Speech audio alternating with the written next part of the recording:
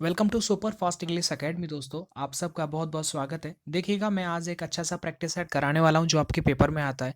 और डिस्क्रिप्शन में भी बहुत सारे पेपर्स मैंने करवा रखे हैं, उनको भी आप देख लेना। रेगुलर आप देखा करो, ठीक है। और अपने फ्रेंड जो भी हैं वो एकदम फिक्स होना चाहिए कि सर की वीडियो आएगा मतलब हमको पढ़ना है। और आपको मैं प्रॉमिस करता हूँ कि आप अगर इन वीडियोस को देख के जाते हैं तो आपका अंग्रेजी का जो सेक्शन वीक है उसमें आप बहुत अच्छा करेंगे। इंग्लिश जहाँ भी आती है ना मेरे भाई, चाहे वो एयरफोर्स हो, नेवी, एसएससी हो, सीपी हो, कहीं पर एलडीसी कहीं पर भी हो, आप आराम से पास कर सकते हैं। चल मैं वीडियो स्टार्ट कर देता हूँ।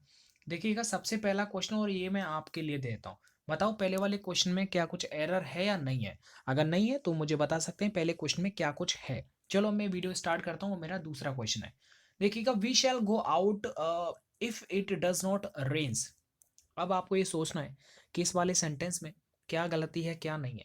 ठीक है, क्योंकि जब धीरे धीरे जब आप इसे पढ़ेंगे और धीरे धीरे लिंक को सेट करते जाएंगे एक से तो आप वो सही करेंगे। देखिएगा, आपको पता ना, शैल बिल के बाद वर्ब की फर्स्ट फॉर्म आती है, ये एकदम सही है। हेल्पिंग वर्ब के बाद मेन वर्ब की फर्स्ट फॉर्म आती है अगर वो शैल विल कोई भी मॉडल होता है। अब आगे देखिएगा, we shall go out if it does not rains. मैंने बताया था कि जैसे कभी भी ना 3D आ जाए। 3D का मतलब है डू डज डिड, ठीक है। ये 3D होती है ना भाई। तो इनके बाद ना अगर कोई नोट आता है या फिर कोई वर्ब आती है, अगर वर्ब आएगी ना इनके बाद तो हमेशा वर्ब की फर्स्ट फॉर्म आएगी, वो किसी एस या ई एस नहीं आता है उस वर्ब के अंदर, ठीक है। अगर इनके बाद नोट आ रहा है तो नोट के बाद भी फर्स्ट फॉर्म आएगी बिना एस और ई एस के। तो आप ये देख सकते हैं कि नोट के बाद रेंस लिखा है, जबकि मैंने क्या बोला कि नोट के बाद तो वर्ब की फर्स्ट फॉर्म आती है, इसीलिए यहाँ पर रेन आना चाहिए। समझ में आ गया होगा। अब मुझे लग रहा है आपके चेहरे पर थोड़ी सी खुशी आ गई है, क्योंकि आपको ये समझ में आ गया है। चिंता मत करना, आ जाएगा। अच्छा, एक चीज और बता दूं कि इफ के साथ कभी भी ना ये सेंटेंस यदि दे रखा है तो प्रेजेंट में हो सकता है, पास्ट में हो सकता है, लेकिन फ्यूचर में नहीं हो सकता। ये भी आपको याद रखना है। कंडीशनल सेंटेंसेस है। आगे देखिए, द प्रेसिडेंट ओवरटेक्स इन बांग्लादेश। अब ये समझिएगा कि इस सेंटेंस में क्या कोई गलती है। देखिएगा, मैं बता दूं एक बार, एक सिंपल है कि ओवरटेक के बाद यहाँ पर इन नहीं आता। द प्रेसिडेंट ओवरटेक्स बांग्लादेश, ठीक है। तो ये चीज है, ओवरटेक्स है, इसके बाद इन नहीं आता। आगे देखिएगा, it is high time that we leave this place. ये तो मैंने कई बार इस कॉन्सेप्ट को आपको खूब दनादन पढ़वाया है, अच्छी तरह से बताया कि कभी भी अगर स्टार्टिंग में इट इज हाई टाइम आ जाए, ठीक है, तो ऐसे में क्या होता है कि इसके बाद जो सेंटेंस चलता है वो पास्ट में चलता है, मतलब पास्ट इंडेफिनिट में चलता है। तो एक बात आप मुझे बताइए कि ये जो दे रखा लीव, ये तो फर्स्ट फॉर्म है, जबकि सेकंड फॉर्म के लिए मतलब पास्ट के लिए हमें सेकंड फॉर्म लगानी पड़ेगी। तो लीव की सेकंड फॉर्म क्या होती है बताओ? लेफ्ट होता है।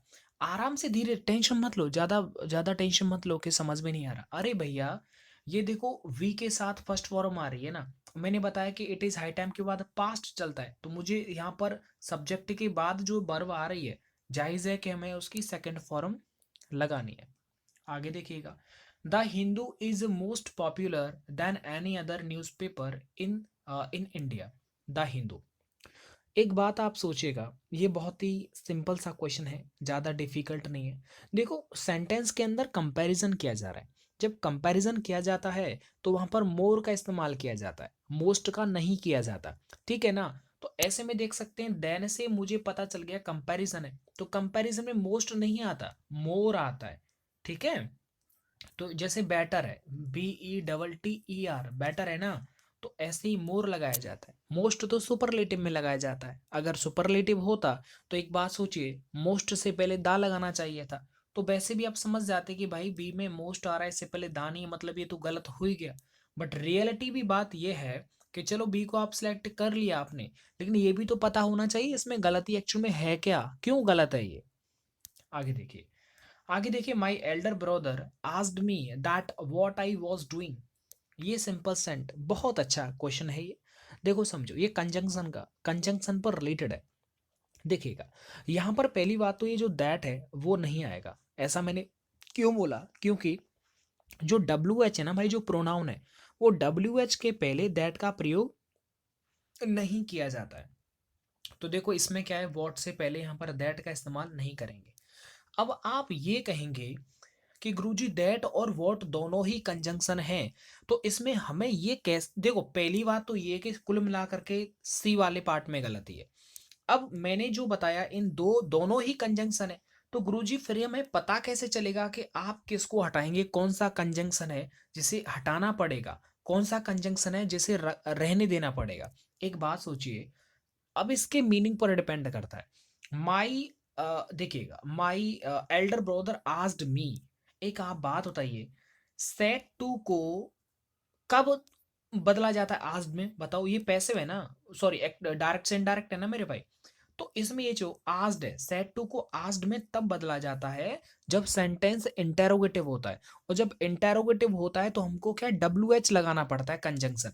तो इसीलिए मुझे ये पता चल गया कि भाई ये आस्क्ड आ रहा है, और आस्क्ड जो आता है ना वो डब्ल्यू एच कंजंक्शन के साथ ही आता है, या फिर कोई, ठीक है, वो कंजंक्शन डब्ल्यू एच के साथ में ही आता है। समझ में आ रहा है नहीं आ रहा? तो वेदर के साथ आ जाएगा। तो ऐसे में दैट नहीं लगाते कभी भी, याद रखना, आस्क्ड के साथ कभी दैट नहीं लगाते, बात है जाई खत्म। आगे देखिएगा, आगे देखो, ये वाले क्वेश्चंस हैं और ये काफी इंटरेस्टिंग है, मतलब इनको समझते जाना। ज्यादा मैं स्पीड नहीं कर रहा, धीरे धीरे आपको समझाते जा रहा हूं ताकि कोई भी परेशानी नहीं हो। देखिएगा, आई डेज्ड योर हाउस यस्टरडे। अब ये देखिए, पास्ट भाई मतलब वहां से गुजरने की बात कर रहे हो। यस्टरडे यदि कभी भी सेंटेंस में आ जाए तो ये बताता है कि इस सेंटेंस में जो भी इस्तेमाल होगा टेंस, वो पास्ट इंडेफिनिट होगा। तो देखो, वाक्य जो है वो पूरा सिंपल सेंटेंस है, इसीलिए सेकंड फॉर्म हमको लगाना पड़ेगा, यानी पास्ट लगाना पड़ेगा। ठीक है, समझ में बात आ रही कि नहीं आ रही? आगे देखिए, I have never seen animal before. अब एक बात सोचिए कि इस सेंटेंस में क्या आएगा। देखो भाई, पहली बात, थोड़ा सा आप इसे सोचो कि इसमें क्या आ सकता है, अपना भी ध्यान। समझ में आ गया होगा आपके कि इस सेंटेंस में क्या हो रहा है। देखिएगा, पहले ये समझिएगा, पहले ये समझिएगा मैं क्या कहना चाहता हूँ। एक झटके में समझा दूंगा, टेंशन मत लेना। देखो, एक तो चीज ये है कि I have never seen animal before, यानी कि मैंने भाई कभी भी ना ऐसा जानवर नहीं देखा पहले। तो सच अ लार्ज एनिमल बिफोर, यानी डी वाला एकदम सही है। समझ में बात आ रहा है कि नहीं आ रहा? आ रहा है कि नहीं आ रहा? अगर आप ए वाले ऑप्शन को यदि सोच रहे हैं, सो लार्ज, तो भैया इसमें आपको पता है लार्ज के बाद एन आना चाहिए था, क्योंकि एनिमल एक सिंगुलर है, इसीलिए इससे पहले आर्टिकल लगाया जाता है। अब एक बात सोचिएगा, यहां पर ये लार्ज इसके बीच में एडजेक्टिव आ गया, और लार्ज के बाद यहाँ पर हम एनिमल का इस्तेमाल कर रहे हैं। अगर मान लीजिएगा इसम के अंदर आप सच अ लार्ज करेंगे ना, तो नाउन, ये देखो एनिमल एक नाउन है ना, तो नाउन और एडजेक्टिव यदि एक साथ आता है, तो एडजेक्टिव से पहले हम अकॉर्डिंग टू, ये काउंटेबल है तो हमें वहां पर ए या फिर एन लगाना पड़ता है। तो इसीलिए मैं कह सकता हूं कि इसमें डी वाला आएगा। आगे देखिए, she is girls I know. समझ, सोचिएगा इसमें क्या सेंटेंस है, जल्दी से सोचिएगा। अगर सोचा नहीं मतलब मामला गड़बड़ हो जाएगा। देखिएगा, she is one of the best girls I know, मतलब ए वाला एकदम सही है। देखिएगा, ये जो खाली जो ब्लैंक स्पेस है ना भाई, इसके बाद आप देख रहे हैं गर्ल्स, यानी कि प्लूरल है ना, तो प्लूरल के कारण इसीलिए जो ऑप्शन ए है वो एकदम सही है।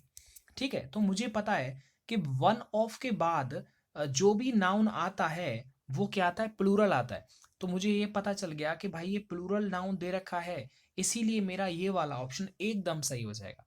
ठीक है, तो देखो, द वेस्ट गर्ल्स, नहीं, द वेस्ट के बाद तो सिंगुलर आता है। देखो, शी इज नहीं, और तो कोई सेट ही नहीं हो रहा है। और देखो, दो लगातार, ये क्या है, दो लगातार यहाँ पर सुपरलेटिव है, तो वो यहाँ पर मीनिंगफुल नहीं है। अब देखो 10वां देखिएगा, उम्मीद करता हूँ आपको समझ में आ रहा होगा पूरा। ही सेड टू मी, उसने मुझसे कहा, यू आर। अब देखो कितना छोटा सा क्वेश्चन है, लेकिन ये आपको कंफ्यूज कर सकता है। इतनी की इस सेंटेंस की इतनी भी औकात नहीं कि वो आपको प्रॉब्लम में डाल सके, क्योंकि यदि आप पढ़ रहे हैं तो, पढ़ने वाले बच्चों की बात बता रहा हूँ। देखो, पहली बात तो एक चीज समझ लीजिएगा कि इस ऑप्शन में ए फूल आएगा। गुरुजी, ए फुल क्यों आ गया? देखो समझो, क्योंकि देखो भाई, पहली बात तो ये आप देख रहे होंगे कि जो फूल है, फूल एक नाउन है, क्या है, एक नाउन है। तो इसीलिए नाउन से पहले हमें क्या लगाना पड़ता है, बताओ, आर्टिकल लगाना पड़ता है, इसीलिए ए फूल एकदम सही है। हाँ, अगर ये फूलिस होता, अगर ये फूलिस होता तो मैं यहाँ पर कभी भी ए नहीं लगाता। अगर ये होता फूलिस, क्या है, हाँ, अगर ये होता फूलिस डॉक्टर होता, फूलिस नर्स होता, तो ऐसे में मैं फूलिस से पहले ए लगा देता, क्योंकि वो एडजेक्टिव प्लस नाउन वाला रूल हो जाता। समझ में बात आ रहा है कि नहीं आ रहा? तो इसीलिए मैं ये कह सकता हूँ कि यहाँ पर ए फूल हो सकता है। ठीक है हाँ, अब देखो डी वाले में अगर यहाँ पर ए नहीं होता ना, तो ये डी वाला भी हो जाता, क्योंकि एडजेक्टिव के बाद जब कोई नाउन आएगा तभी तो हम आर्टिकल का इस्तेमाल करेंगे, लेकिन यहाँ तो कोई नाउन नहीं आ रहा, तो ये उसने गलत दे रखा है। अब देखिएगा आगे कि in the tragic incident none of 145 passengers dash. समझिएगा इस सेंटेंस में क्या होगा, आप अपना दिमाग लगाइए, सोचिएगा क्या हो सकता है। अब देखिएगा पहली बात तो इन द ट्रेजिक इंसिडेंट, कोई बहुत ही ज़्यादा खतरनाक भयानक क्या एक इंसिडेंट हुआ है, उसमें बोला है कि 145 पैसेंजर्स में से एक भी पैसेंजर्स नहीं बचा है, मतलब ये पास्ट की घटना है। तो पास्ट की घटना में पास्ट इंडेफिनिट से बढ़कर के कोई भी अच्छा सेंटेंस नहीं हो सकता। एक और चीज समझिएगा कि भाई ये सेंटेंस है ना मेरे भाई, पहली बात तो पास्ट में होना चाहिए, क्योंकि जो भी एक्सीडेंट है ना वो हो चुका है। अगर ऑप्शन आप बी में सर्वाइव्ड के स्थान पर सर्वाइव होता तो यह भी सही होता। समझ में बात आ रही नहीं आ रही? तो फिलहाल में सबसे बेस्ट जो है वो यहाँ पर डी वाला है। ठीक है, समझ में बात आ गई कि नहीं आ गई? चलो आगे बढ़ जाते हैं। ठीक है, क्योंकि देखो वो डिपेंड करता है ना कि मतलब आगे सेंटेंस में तो ज्यादातर तो कुछ बता नहीं रहा है कि यहाँ पर ये पास्ट में बता रहा है। वो लिख रहा है in the tragic incident none of the 145 passengers survive. ऐसा कहेंगे तो लेकिन वो गलत हो जाएगा, तो ऐसे में सर्वाइव्ड सबसे बढ़िया है। चलिएगा आगे बढ़ जाते हैं और आगे देखिएगा काफी ये क्या पूछा है, चूज द विच इज, मतलब आपको सिनोनियम बताना है। क्या बताना है ये आपको सिनोनियम्स बताना है। चलो बताएंगे, टेंशन मत लीजिएगा। सिनोनियम का मतलब होता है जो सेम मीनिंग रखे। क्या होता है इसका मतलब? जो सेम मीनिंग रखे। देखिएगा प्लेजर का मतलब क्या होता है, देखो मैं ज़्यादा आपका टाइम नहीं लूंगा क्योंकि आपके पास टाइम की थोड़ा जो है कमी है। ठीक है, देखो प्लेजर का मतलब होता है कि खुशी से संबंधित वर्ड है, तो इसीलिए हैप्पीनेस जो है यहाँ पर एकदम सही हो जाएगा। आगे बढ़ जाए। अब आगे देखिएगा, आगे एक चीज और देखिए, प्रिविलेज ये हो सकता है आपके लिए नया वर्ड हो। प्रिविलेज का मतलब होता है एक मतलब विशेष अधिकार, प्रिविलेज। ठीक है, आगे देखो ओनस का मतलब क्या होता है। ओनस का मतलब होता है कि जवाबदेही, किसी भी कोई क्राइम हो गया उसकी जवाबदेही किसी की बनती है, ओनस। तो इसका मतलब क्या होता है? रेस्पॉन्सिबिलिटी, जिम्मेदारी। तो ये समझ में आ रही नहीं आ रही? एक देखिएगा एंटीपैथी का मतलब क्या होता है, एक तरह से विरोध, है ना। एक होता है इसमें इंक्लिनेशन, तो इंक्लिनेशन का मतलब किसी की कोई प्रवृत्ति होती है, स्वभाव। चलिएगा आगे बढ़ जाते हैं। आगे इसमें प्रूडेंस, ये समझ आ रहा नहीं आ रहा? प्रूडेंस, तो प्रूडेंस का मतलब क्या होता है? बहुत बुद्धिमत्ता, जिसके अंदर एक्सीलेंसी बहुत अच्छी हो। आगे देखो इसेंशियल, ये तो किस किस को नहीं पता, मतलब सबको पता है। देखिएगा इसेंशियल जो ये शब्द दे रखा है, इसका जो सिनोनियम है वो है वाइटल। क्या है इसका? वाइटल। तो कोई भी प्रॉब्लम आपको नहीं रहेगी। आगे देखिएगा अब आपको ये क्या बताना है, आपको ऑपोजिट बताना है, मतलब इनका उल्टा क्या हो जाएगा। चलो सोचते हैं। देखिएगा कंपैशनेट, देखो कंपैशनेट का पहले तो ये समझो कि इनका मतलब क्या हो जाएगा। पहली बात तो इसका उल्टा आपको बताना है, तो हो सकता है नीचे हो, देखो यहाँ ये है तो सही। इस कंपैशनेट, इसका उल्टा क्या हो जाएगा? हार्टलेस, जिसके अंदर कोई भी मतलब सिंपथी टाइप से नहीं हो। ठीक है, हार्टलेस मतलब संवेदनहीन। ठीक है, और इसका मतलब क्या होता है? कंपैशनेट, जिसके अंदर संवेदन हो। ठीक है, थोड़ी सहानुभूति टाइप का। एक देखो विदर, देखो ये हो सकता है, नया हो सकता है। विदर का मतलब होता है मुरझाना, जैसे पेड़ में आप पानी नहीं देंगे तो वो क्या हो जाएगा? विदर, मतलब वेदर से रूठ जाएगा, विदर हो जाएगा। ठीक है, तो इसका उल्टा क्या हो जाएगा? जल्दी से सोचिए, आपको सोचेगा, इसका हो जाएगा उल्टा ब्लूम हो जाएगा। क्या हो जाएगा उल्टा? ब्लूम हो जाएगा। ब्लूम का मतलब क्या होता है? खिलना, है ना। पेड़ में पानी दे दिया, फूल जो है मुरझा गए, और एक उल्टा हो जाएगा खिलना। तो समझ में बात आ रहा है नहीं आ रहा? एक है देखो विल्ट, ये नया हो सकता है। विल्ट का मतलब होता है कमजोर होना, कमजोर करना है। ठीक है, कमजोर करना, पानी वानी मत दो, पेड़ अपने आप कमजोर हो जाएगा और वो कुछ टाइम के बाद विदर हो जाएगा, खत्म हो जाएगा। ठीक है, मुरझा जाएगा। आगे देखिएगा, आगे और भी अच्छे अच्छे। एक देखो एक्सल है, ये हो सकता है नया हो, EXCEL। देखो एक्सल का मतलब होता है कोई भी मतलब निपुण है, परफेक्ट है वो। आगे बढ़ जाते हैं। टेस्टी, ये टेस्टी तो आप सबको पता होगा। देखिएगा बेसिकली क्या होता है कि टेस्टी का उल्टा होता है इंसिपिड। क्या होता है टेस्टी का उल्टा? इंसिपिड। इंसिपिड का मतलब होता है जिसमें स्वाद नहीं हो, और टेस्टी का मतलब जिसमें स्वाद हो। एक है इसमें प्लेटेबल, तो प्लेटेबल का मतलब भी क्या कहते हैं? एकदम स्वादिष्ट है, प्लेट बिछा दें, प्लेटेबल। समझ में बात आ रही नहीं? एक है इसमें एपेटाइजिंग। एपेटाइजिंग का मतलब क्या होता है? भूख बढ़ाने वाला। जैसे होटल में जाएंगे तो सबसे पहले आपको एपेटाइजर दिया जाता है, जो आपको भूख लगा सके और ज़्यादा से ज़्यादा आप खाना खा सकें। ये मतलब होता है। और देखो बाकी ज़रा मैं क्वेश्चन चेक कर लेता हूँ कितना। देखो वीडियो फिर बहुत लंबा हो जाएगा, फॉर्मेलिटी में करना नहीं चाहता। बहुत सारे अभी क्वेश्चंस हैं इस पेपर के, तो मैं आगे आपको करवा दूंगा। उम्मीद करता हूँ आपको वीडियो अच्छा लगा होगा। वीडियो को लाइक करें, अपने मन से शेयर करें, और अपने दोस्तों को कंसिस्टेंटली आप इन वीडियोस को देखते रहें, आपको सफलता मिलेगा। देखो पढ़ेंगे लिखेंगे तो कुछ होगा भैया, अगर नहीं पढ़ रहे हो तो कुछ नहीं होगा। Thank you so much.